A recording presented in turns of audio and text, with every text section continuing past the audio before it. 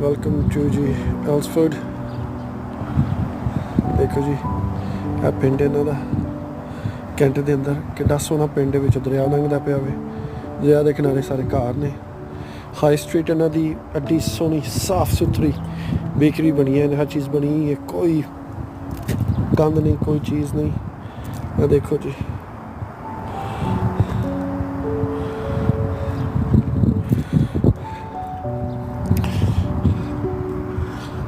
ਲੋਕ ਕੇਅਰ ਕਰਦੇ ਨੇ ਆਪਣੀ ਚੀਜ਼ਾਂ ਦੀ। ਇੱਥੇ